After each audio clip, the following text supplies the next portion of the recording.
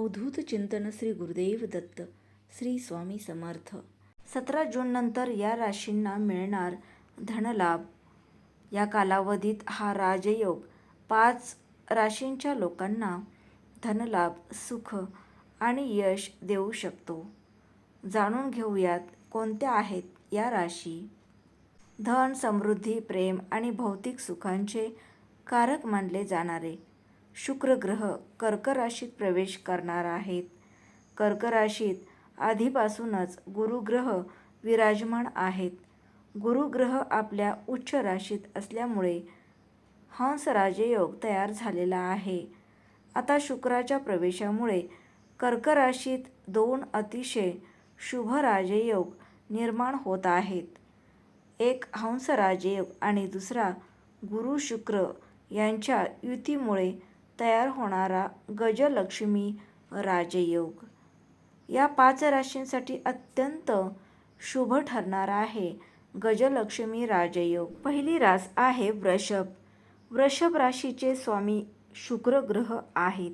त्यामुळे गुरु शुक्र यांचा गजलक्ष्मी राजयोग या राशीच्या लोकांसाठी खूप शुभ ठरू शकतो.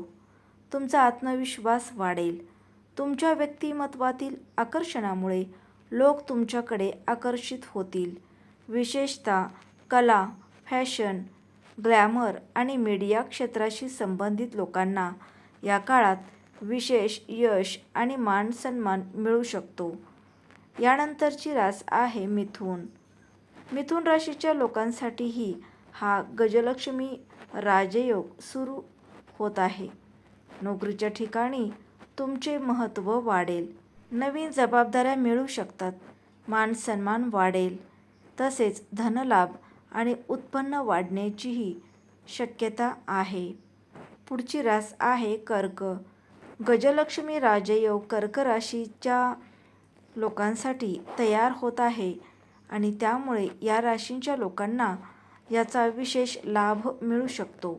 त्याचबरोबर हंस राजयोगही कर्क राशीसाठी खूप शुभ मानला जातो.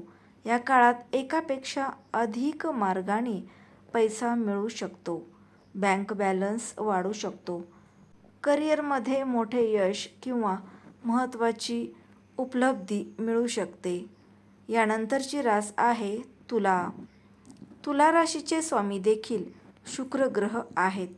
त्यामुळे हा गजलक्ष्मी राजयोग या राशीच्या लोकांना मोठा फायदा देऊ शकतो. अचानक धनलाभ होण्याची शक्यता आहे. करिअरमध्ये एखादी सुवर्ण संधी मिळू शकते. पद, पैसा आणि प्रभाव वाढू शकतो. उत्पन्नात वाढ होऊ शकते. अविवाहित लोकांना मनासारखा जोडीदार मिळण्याची शक्यता आहे. पुढची रास आहे मीन. मीन राशीचे स्वामी गुरु ग्रह आहेत. गुरु आणि शुक्र यांच्या युतीमुळे तयार झालेल्या गजलक्ष्मी राजयोगास मीन राशीच्या लोकांना भाग्याची साथ देऊ शकतो. नोकरी आणि व्यवसायात प्रगती होऊ शकते.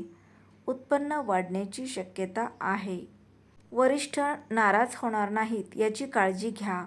मनातील इच्छा पूर्ण होतील. कौटुंबिक खर्च अचानक वाढू शकतो. बौद्धिक चर्चेत सहभागी होऊ नका. मनातील निराशा दूर करावी. पोटाच्या तक्रारी राहतील. बाहेरील अन्नपदार्थ खाणे टाळावे. जास्त संवेदनशील होऊ नका. ज्येष्ठांशी मतभेद संभवतात.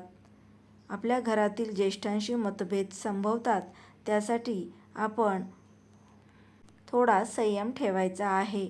कागदपत्रावर सही करताना दक्षता बाळगा. लबाड लोकांपासून वेळीच दूर राहा.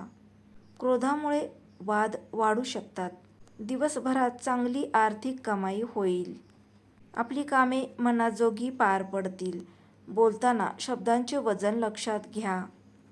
अचानक धनलाभाची शक्यता आहे. तर मित्रांनो, आजचा व्हिडिओ आवडल्यास लाईक करा, शेअर करा. असेच दररोज नवनवीन व्हिडिओ पाहण्यासाठी आपल्या चॅनेलला सबस्क्राईब करा. भेटूयात पुन्हा अशाच एका नवीन व्हिडिओसोबत. तोपर्यंत श्री स्वामी समर्थ.